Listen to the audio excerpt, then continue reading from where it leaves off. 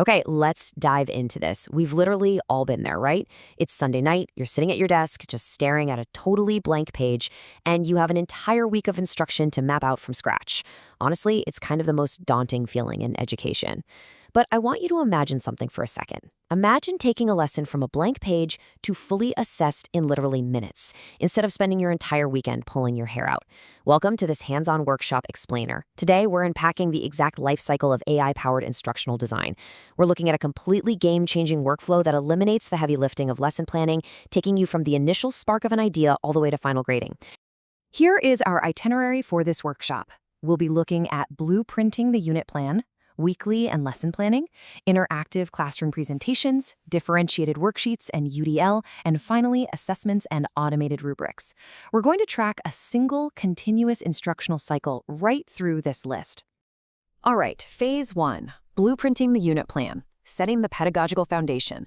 This is where we completely eliminate that initial teacher workload right at the very start of the process.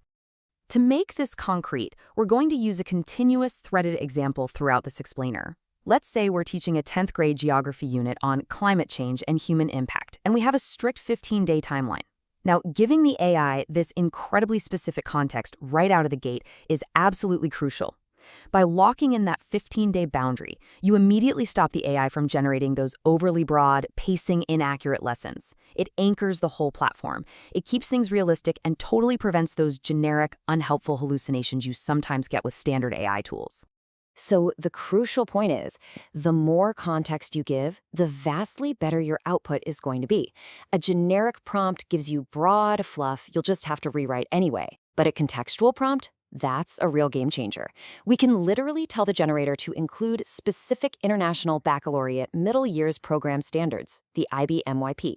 We can instruct it to align with ATL's, approaches to learning skills like critical thinking, and map our climate change topics specifically to MYP Criteria A for knowing and understanding.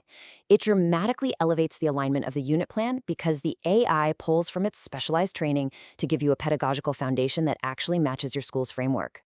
Let's move to and see how this builds in Phase 2, weekly and lesson planning, funneling down to the daily details. Okay, once your high-level foundation is set, you definitely don't start from scratch for the next step. You just download your 15-day unit plan and funnel it directly right back into the AI to act as the source document for your 5-day weekly plan. And from there, you funnel down even further into a specific 45-minute daily lesson plan. Let's look at Day 2. The magic here is that the AI actively carries those specific IBMYP standards with it down the funnel. So your Day 2 activities are still perfectly mapped to the overarching skills from Phase 1. It's a completely seamless, time-saving workflow using digital templates where every document flawlessly talks to the next. And the detail you get in that 45-minute lesson plan, it's amazingly granular. Your Day 2 output includes specific bell ringer activities assuming prior knowledge from Day 1, guided practice, independent practice, and an exit ticket. It even lists out common student misconceptions. Think about our geography topic, right? Students constantly confuse short-term weather with long-term climate. Well, the AI actually anticipates this and explicitly plans a bell ringer discussion to tackle that exact misunderstanding right when they sit down. Now you might be wondering, how do I make this fit my school's formatting? Well, batch uploading is basically the ultimate administrative hack. You can seamlessly align the AI output to your school's specific curriculum framework by batch uploading your existing mandated lesson plan templates or past documents.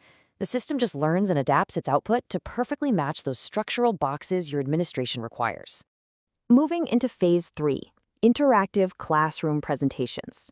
This is all about boosting student participation and building the actual engine of the lesson. You can easily generate a slide deck from that Day 2 lesson plan. But honestly, static slides usually mean passive viewing. You know the look. Students leaning back, staring blankly at a screen, super low engagement. Instead, we can convert those into an interactive presentation. Suddenly, the whole vibe of the room shifts. You have embedded, active knowledge check questions right on the screen. Students are tapping answers on their devices, getting real-time feedback, and you can even give them unlimited attempts to really master the concepts. These formative assessments reinforce key lesson concepts on the fly, turning a passive lecture into a highly participative dialogue. Next up is Phase 4, differentiated worksheets and universal design for learning. This critical step ensures we are reaching every single learner. And this brilliantly illustrates real-time differentiation. Say your standard worksheet defaults to a 10th grade reading level with 15 questions, but you've got English as a second language students in your class. In just seconds, you can explicitly dial down the reading level to a 7th grade ESL profile and reduce the cognitive load down to 12 total questions. The best part? Even with the lower reading level, the AI ensures the task still rigorously assesses those required 10th grade IB/MYP conceptual understandings. Accessible? Absolutely. Dumbed down? No way. Building on that, we can easily offer robust multilingual classroom support. All you do is use a simple workaround technique. Upload your English source planning documents and translate the output. Suddenly, you have materials supporting students learning in languages like Malay, Spanish, or Chinese. It's a fantastic way to ensure language barriers don't stand in the way of a student's ability to engage with the core concepts. Finally, Phase 5, Assessments and Automated Rubrics. We are crossing the finish line and focusing exclusively on assessing student progress and grading. You've got 17 different assessment tools at your fingertips here. For a quick formative check, you instruct the AI to target lower Bloom's taxonomy levels, like multiple choice to simply reinforce those concepts. But for a rigorous summative exam, you push for higher Bloom's taxonomy and deep analysis. For our climate unit, you could generate interactive hotspot questions where students have to literally click and label global carbon sinks on a complex world map. Now, we all know open-ended writing tasks are the ultimate grading bottleneck. Enter the Automated Rubric Generator. This integrated tool dynamically creates grading criteria right from your lesson plan and actually automates the evaluation of those subjective open-ended student responses. Say goodbye to losing your entire Sunday afternoon to grading.